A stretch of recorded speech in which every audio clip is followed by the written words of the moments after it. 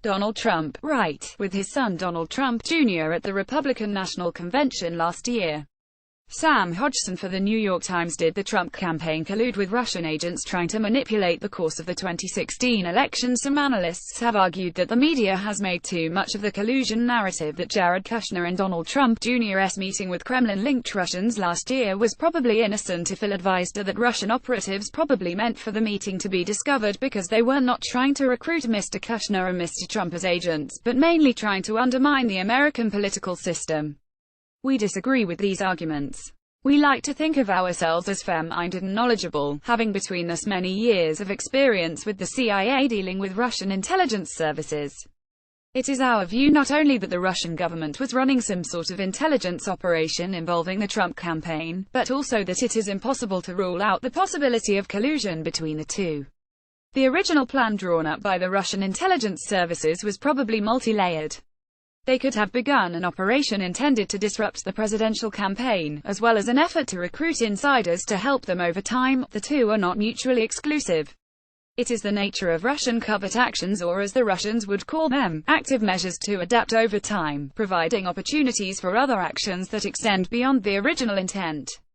It is entirely plausible, for example, that the original Russian hack of the Democratic National Committee's computer servers was an effort simply to collect intelligence and get an idea of the plans of the Democratic Party and its presidential candidate. Once derogatory information emerged from that operation, the Russians might then have seen an opportunity for a campaign to influence or disrupt the election.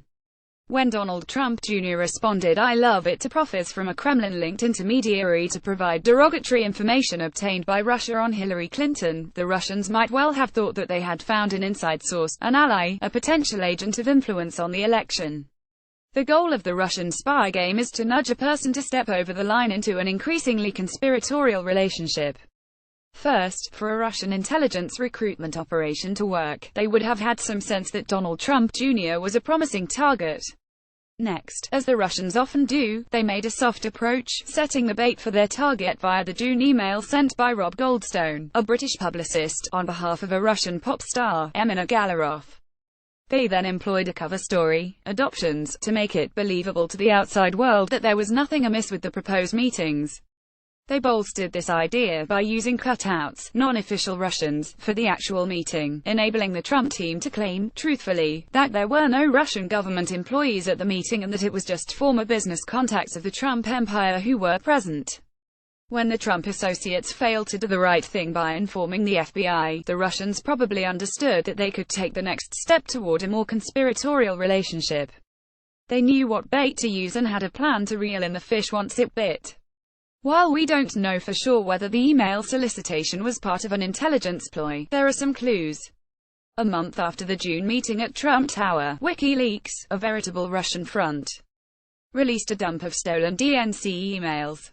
The candidate and campaign surrogates increasingly mouthed talking points that seemed taken directly from Russian propaganda outlets, such as that there had been a terrorist attack on a Turkish military base, when no such attack had occurred. Also, at this time United States intelligence reportedly received indications from European intelligence counterparts about odd meetings between Russians and Trump campaign representatives overseas. Of course, to determine whether collusion occurred, we would have to know whether the Trump campaign continued to meet with Russian representatives subsequent to the June meeting. The early courting stage is almost always somewhat open and discoverable. Only after the Russian intelligence officer develops a level of control can the relationship be moved out of the public eye. John Brennan, the former director of the CIA, recently testified, "Frequently, people who go along a treasonous path do not know they are on a treasonous path until it is too late." Even intelligence professionals who respect one another and who understand the Russians can and often do disagree. On the Trump collusion question, the difference of opinion comes down to this: would the Russians use someone like Mr. Goldstone to approach the Trump campaign? Our friend and former colleague Daniel Hoffman argued in this paper that this is unlikely, that the Russians would have relied on trained agents. We respectfully disagree. We believe that the Russians might well have used Mr. Goldstone. We also believe the Russians would have seen very little downside to trying to recruit someone on the Trump team, a big fish. If the fish bit and they were able to reel it in, the email from Mr. Goldstone could remain hidden and, since it was from an acquaintance, would be deniable if found. Exactly what the Trump team is doing now. If the fish didn't take the bait, the Russians would always have had the option to weaponize the information later to embarrass the Trump team. In addition, if the Russians' first objective was chaos and disruption, the best way to accomplish that would have been to have someone on the inside helping. It is unlikely that the Russians would not use all the traditional espionage tools available to them. However, perhaps the most telling piece of information may be the most obvious.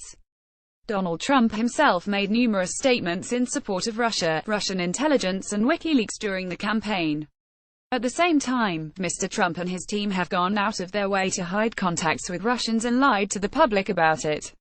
Likewise, Mr. Trump has attacked those people and institutions that could get to the bottom of the affair. He fired his FBI Director James Comey, criticized and bullied his Attorney General and Deputy Attorney General, denigrated the FBI and the CIA, and assails the news media, labeling anything he dislikes fake news. Innocent people don't tend to behave this way. The overall Russian intent is clear: disruption of the United States political system and society, a goal that in the Russian view was best served by a Trump presidency. What remains to be determined is whether the Russians also attempted to suborn members of the Trump team in an effort to gain their cooperation. This is why the investigation by the special counsel, Robert Mueller, is so important. It is why the FBI counterintelligence investigation, also quietly progressing in the background, is critical. Because while a Russian disruption operation is certainly plausible, it is not inconsistent with a much darker Russian goal: gaining an insider ally at the highest levels of the United States government. In short, and regrettably, collusion is not off the table. John Cipher at John_Cipher, a former chief of station for the CIA, worked for over 27 years in Russia, Europe and Asia, and now writes for the Cipher Brief and works for Crosslead, a consulting company. Steve Hall at Stephen Hall 1 is a former CIA chief of Russian operations and a CNN national security analyst.